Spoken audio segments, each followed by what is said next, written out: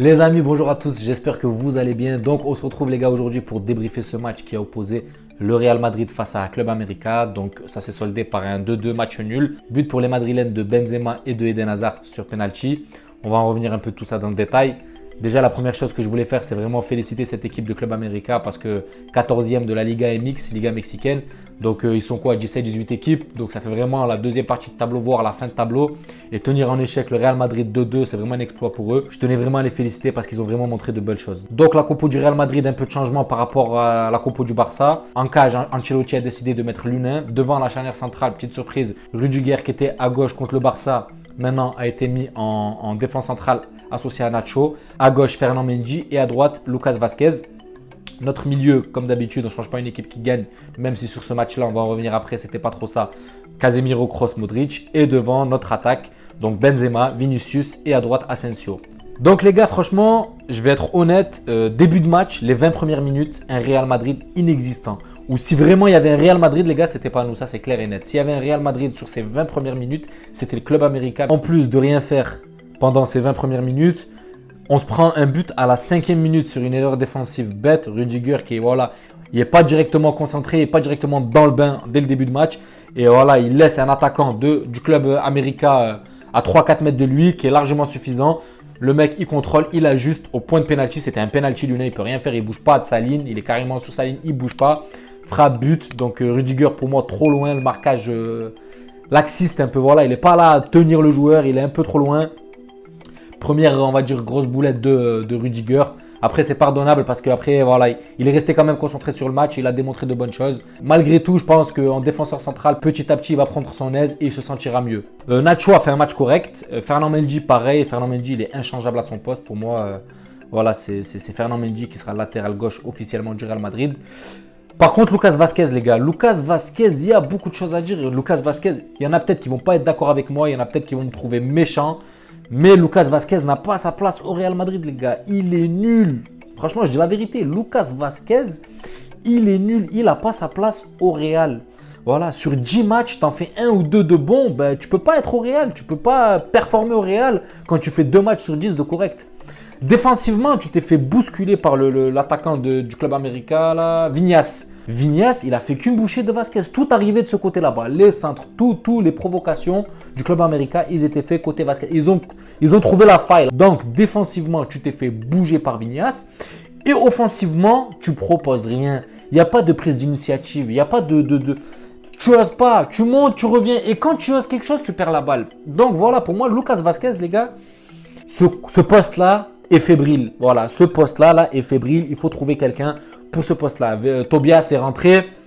Ça manque encore un peu d'expérience, mais je le sens un peu plus... Voilà, à voir. Honnêtement, Vinicius Tobias, à voir. Mais voilà, ce côté gauche-là me fait peur. Donc nos milieux, ils n'ont pas proposé grand-chose. Hein. Les 20 premières minutes, je le répète, Club América, chapeau, ils nous ont bousculé. Casemiro, trop de fautes, trop de déchets. Benzema, obligé de décrocher plus qu'il ne le fait d'habitude pour venir chercher des ballons et les apporter. Et habituellement, quand on a un Kroos, Modric bien rodé, ça arrive tout seul devant. Là, ça n'arrivait pas. On avait Benzema qui devait décrocher vraiment bas. Donc voilà, notre milieu, en conclusion, notre milieu, là, il a bas régime. Il commence petit à petit. Je sais, c'est le deuxième match. Mais on n'a pas beaucoup d'échéances, les gars. Le match contre l'Eintracht Francfort, il va arriver très vite, les gars. Le 10, ça va arriver super vite. Il nous reste un match contre la Juve. Et après, c'est quoi? C'est que de l'entraînement. Donc, j'espère vraiment que ça va monter un peu plus en puissance que ça ne l'est déjà. J'espère qu'on va montrer quelque chose contre la Juventus. Parce que là, faire 2-2 contre un deuxième tableau de la Liga mexicaine, voilà, c'est le deuxième match. Premier match, c'est le Classico. On tombe contre une grosse équipe, le Barça. On se dit, bon, premier match du Real Madrid. Là, deuxième match. Et je pense qu'il faut vraiment monter en régime. Voilà, il faut revenir de ses vacances. Il faut se reconcentrer, se recentrer sur la saison. Se dire que là, ça y est, on va débuter. Voilà, il y en a qui le font. Je vais parler de Benzema. Benzema, il est arrivé. Voilà, Benzema, il est arrivé motivé. Et on voit que il est directement en jambes. Il est directement motivé. Il a directement provoqué. Sur un but, les gars, c'est un bijou. 1-2, remise sur Asensio. Une petite frappe enroulée. Il nous a fait du benzouz. Il n'y a que lui qui peut nous faire ça. C'est un but à la benzouz. Rappelez-vous de ce terme, les gars. C'est un but à la benzouz. Comme Dembouz a fait du Dembouz. Ben aujourd'hui, Benzouz nous a fait du benzouz, les gars. Rappelez-vous de ça. Donc voilà, chapeau à Benzema sur ce but. Un but magnifique. Honnêtement, vraiment magnifique. Les Français, ils étaient là ce matin. Dembélé qui nous fait un truc de fou. Et Benzema encore pareil qui nous place un but magnifique, magistral. Donc voilà, on ne peut pas en dire autant de Vinicius les gars. Vinicius, premier match déjà contre le Barça, je l'ai trouvé vraiment médiocre. Je l'ai trouvé moyen, moyen bas. Mais dans ma tête, je me suis dit tranquillo, comme il dit Perez, tu vois. C'est le début, c'est le premier match. Mais là, deuxième match, tu vois. Deuxième match, je m'attendais, je me dis bon, c'est une petite équipe. Il va rentrer à fond, il va rentrer avec une niaque, il va faire un peu plus mal. Titulaire, t'as rien fait. Honnêtement, il a rien fait Vinicius, j'ai rien vu du tout. Et il nous a habitués à beaucoup mieux de sa part. Quand on voit le Vinicius l'année dernière par rapport à ce qu'il est en train de faire là au début, ça n'a rien à voir les gars. J'espère juste qu'il n'a pas vraiment pris la confiance et qu'il est en train de... Voilà, qu'il perd justement en confiance dû à un excès de confiance. Ça me ferait peur. Je ne précipite pas les choses. Je laisse la saison commencer. Je me dis c'est juste un mauvais démarrage, un faux départ comme on dit. J'espère vraiment que voilà, Vinicius va se recentrer et qu'il va nous montrer de belles choses. Asensio, c'est pas ma tasse. Je vais le dire clairement, il faut le vendre. Ce mec, c'est pas ma tasse de thé. Moi, je l'aime. C'est pas physique, hein. Dans son jeu, je l'aime pas. C'est pas un mec qui prend des risques. C'est comme Vasquez. Tu t'as le ballon, tu te chies tellement dessus que tu reviens derrière. Et à chaque fois, tu fais ça, tu prends pas de risques. Tu oses pas. Tu te lances pas dans le... Voilà, tu te lances pas vraiment dans l'inconnu. Tu veux vraiment assurer ton rôle. Donc, j'ai la balle. Si je vois que je peux rien faire, ben, je retourne derrière. Je peux rien faire, je retourne derrière. Voilà, il sort pas de sa zone de confort. Voilà le défaut d'Asensio pour moi. Il sort pas de sa zone de confort. Là, il est arrivé, retour de vacances avec des exigences salariales de malade. Ben, vu ce que tu fais sur le terrain, frère, tes exigences salariales, tu peux te les garder. Et next, parce qu'il y a du monde. Il y a du monde. Donc voilà, à mon sens, Asensio, pareil, comme Vasquez, n'a pas sa place au Real Madrid. Ou en tout cas, il a rendu quelques services, mais pour moi, c'est pas suffisant. Quand tu es une grande équipe comme le Real Madrid et que tu es en reconstruction, ben, il y a des joueurs à qui tu dois dégager malheureusement. Et Asensio, pour moi, c'est un des joueurs qu'on doit vendre. Donc, deuxième mi-temps, Ancelotti décide de faire les changements, de faire entrer un peu de jeunesse. Donc, entrée de Tchouaméni, entrée de Camavinga, entrée de Ceballos. Ceballos, les gars, il m'a surpris, mais on va en revenir. Tchouaméni, les gars, Tchouaméni... Plus d'assurance que le premier match contre le Barça. On voit qu'il est beaucoup plus à l'aise. C'était pas le premier match. Ou le premier match, j'ai trouvé vraiment timide. Là, on voit que voilà, ça monte degré par degré. On voit vraiment qu'il y a une progression. On voit vraiment qu'il est un peu plus à l'aise, qu'il est plus sur la récupération, que ses récupérations sont plus propres.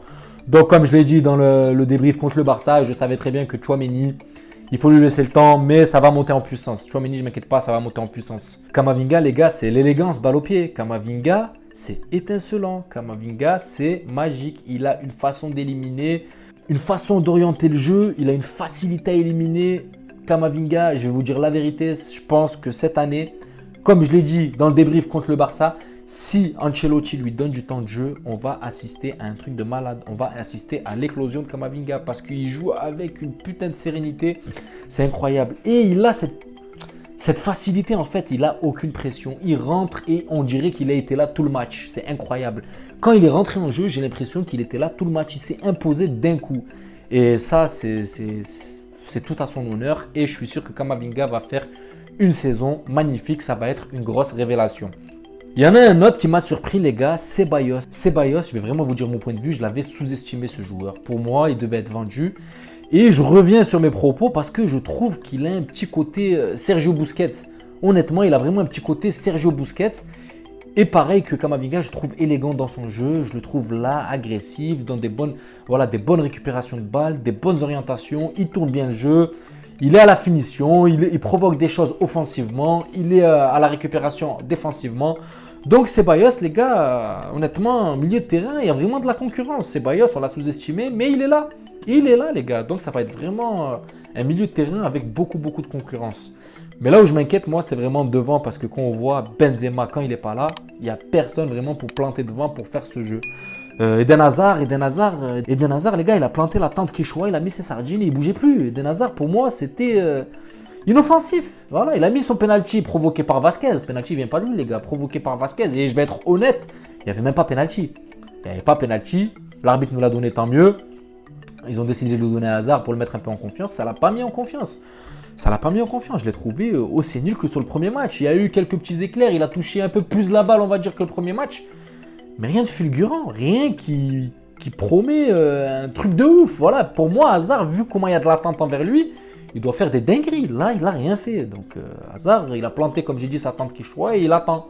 C'est pas un faux neuf, c'est un neuf qui est devant, qui attend qu'on lui donne la balle et ça passe, ça casse, ça casse. Et c'est pas ce qu'on lui demande et c'est pas ce qu'il nous a promis aussi. C'est ça le truc. Donc, c'est le deuxième match, mais je vais vous dire la vérité, j'ai plus d'attente envers Hazard. J'ai plus d'attente envers Hazard. Je me répète par rapport au premier débrief, j'espère vraiment que le Real Madrid va vraiment voir qu'il faut un potentiel remplaçant à Benzema.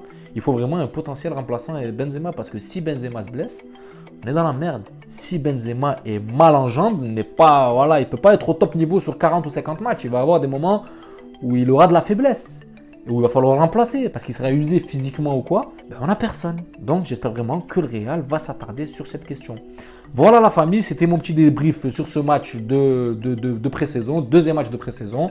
J'espère que la vidéo vous a plu et je vous dis à la prochaine vidéo. Et on se retrouve dimanche pour le match de la Juventus. Prenez soin de vous et à la prochaine vidéo la famille.